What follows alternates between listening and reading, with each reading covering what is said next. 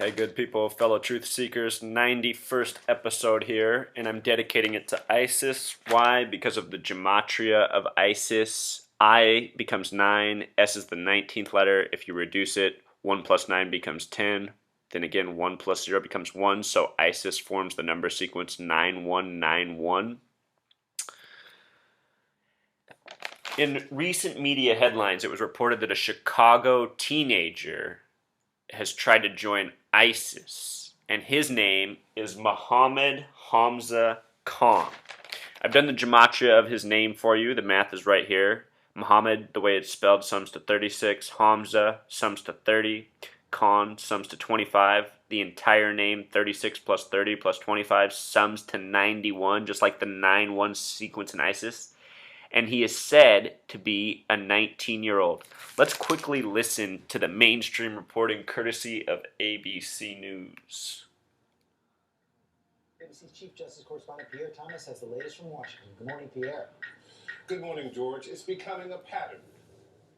And just real quick, I have a post called "The Mainstream Media is a Military Psyop." Very important post. You should watch that. This man's name right here, Pierre Thomas, or how is it? Thomas Pierre. Either way, Thomas is 22 and Pierre is 44, so his whole name sums to 66. If you write out the word 33 and sum it in Gematria, it sums to 66. If you pay attention to the people in your media, you're going to see how often they have this significant numerology for their names. Plus, just how often do you hear these words, Thomas? I mean, it's just so common. Even the Ebola patient right now is named Thomas. Let's continue with this reporting. Citizen accused of trying to get to Syria to join those ISIS killers.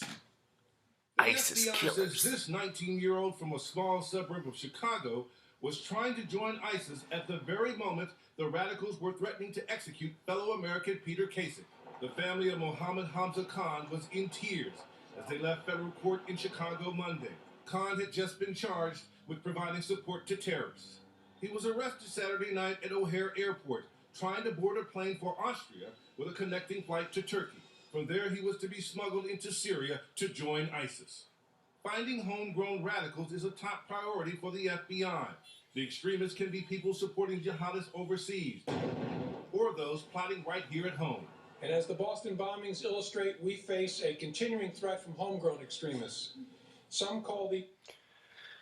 Very quickly, the FBI was established on March 22nd, 322. The word police equals 33. Almost all of our major mainstream networks, from ABC to New York Times to CNN to the rest, have major 33 connections. Just like so many other things, it's an international conspiracy. If you wonder how these hoaxes are waged against us, it's because it's so well organized. It is so well built around us. The entire purpose of our news media from the beginning has been about steering us as a society in the direction they need us to go. And in the year 2014, we happen to be in what appears to be quite the tragic time. So let's continue. But I think that gives them too much dignity. It's a term I resist. I think of them as lone rats. The allegations in the Khan case make it clear that ISIS is using the internet to effectively recruit inside the U.S. According to the charges against him, Khan allegedly met online an overseas operative who was trying to get him to Syria. Authorities say when they searched his home, they found a 3-page letter laying out his hatred. He wrote, "Western societies are getting more immoral day by day, producing what he called filth." The FBI says more than 100 Americans have gone or tried to go to Syria. The government is cracking down. Yeah, there it just was. Pierre Thomas, the 66 name. Anyhow, I wanted to go back and see exactly when ISIS blew up in our media, because I know it was recently. As someone who's been paying attention to the media headlines every day and blogging about it on my blog, which freetofindtruth.blogspot.com. Pretty soon I have a new website coming. It'll just be freetofindtruth.com. It's being built right now. Anyhow, I did a video post on the Ebola outbreak. Right now we have Vice President Joe Biden comparing Ebola and ISIS on a daily basis. Ebola patient 0 in Conakry, Guinea happened on 7/22. Also on 7/22, that's the earliest reporting I can find in our mainstream press that stood out to me.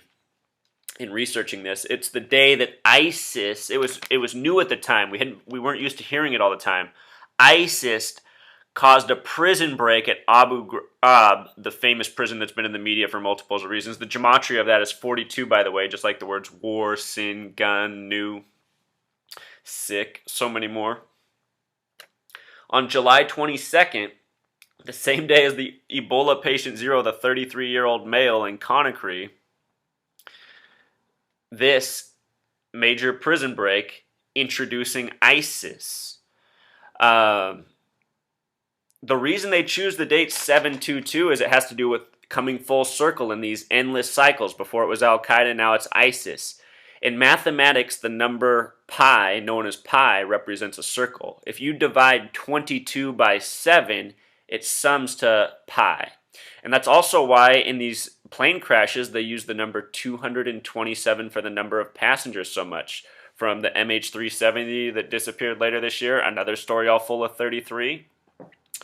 To Pan Am 103, where Gaddafi was later blamed, who was killed not long ago, also in October. We're in October again. October's the only month with 33 gematria.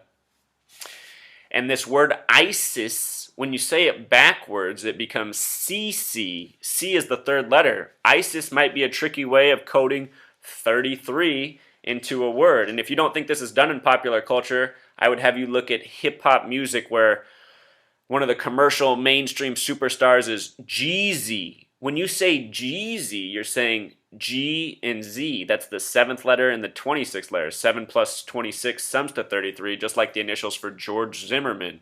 Just like the initials for Trayvon Martin. T plus M, like trademark, is 20 plus 13 equals 33. Trayvon Martin was buried March 3rd. Just like once upon a time, another major racial issue in this country, the Rodney King beating, happened on March 3rd. You see all throughout history, this 33 is in the coding of all things trying to tear us apart. From ISIS to racial hate here at home. These forces are working on us from so many different levels. It's just mind-boggling, and that's what I'm trying to show you. From the coding of a 19-year-old teenager from Chicago supposedly trying to join ISIS. Real quick, on the topic of ISIS, since they've come to be this media sensation, it's been reported that they do multi-million-dollar worth of oil refining a day. They've taken over many key cities in the Middle East. They have many city strongholds now. It's been said that they're causing, here in the United States, employees to behead their own co-workers. It's attracting 19-year-olds from the inner city of Chicago. Every day there's just something new. Yesterday it was a 25-year-old teacher, now wants to become a member of ISIS. I mean, if this proves anything, if we're to believe any of this, it proves that we need to end the war on terrorism, because what do we have to show for ourselves 13 years into it?